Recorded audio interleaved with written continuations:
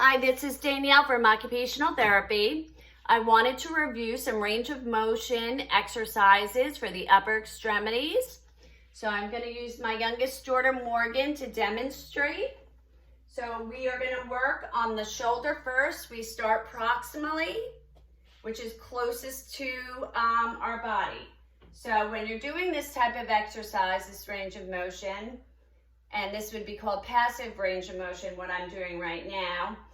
With many of the children, you could probably do active assistive range of motion or even active range of motion, which is without any assistance.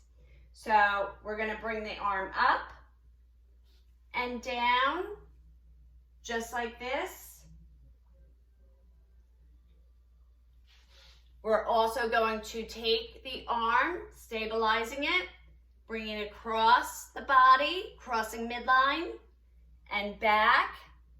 We're also going to move the arm in diagonal patterns, just like so, because we do reach for things and we use our arms in functional patterns, okay?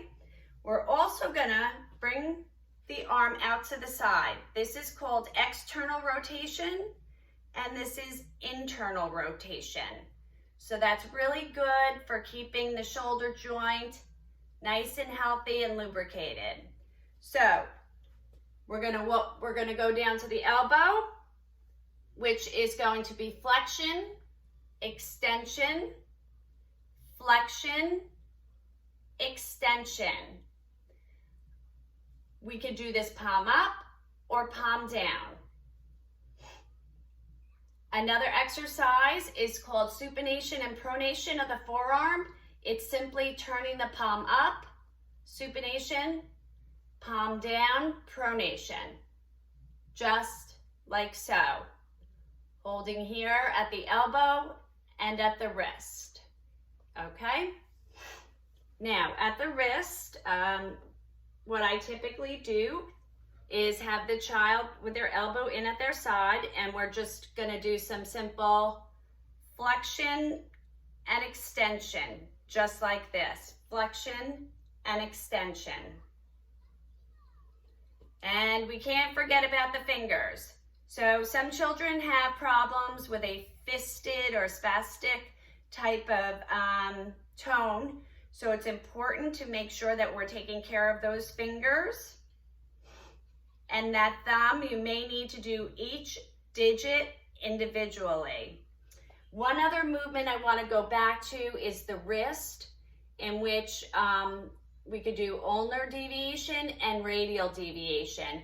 Some children have a problem where tone may cause their hand to ulnarly deviate. That's usually due to low tone. So it's important for you to do that type of deviation, radial deviation and ulnar deviation, just like so. Now, if your child is able to actively use their arms and hands, I would do reaching exercises with them. So what I'm going to ask Morgan to do is just reach for a cup. Good job. And then have her hand them to me. Reach for a cup, not with both hands, good, and hand it to me. So she's crossing midline, okay, and using all those patterns of movement and range of motion that we just went over. Okay, so that's it for our range of motion exercises for our upper extremities. Thank you so much, and I'll be seeing you again. So long.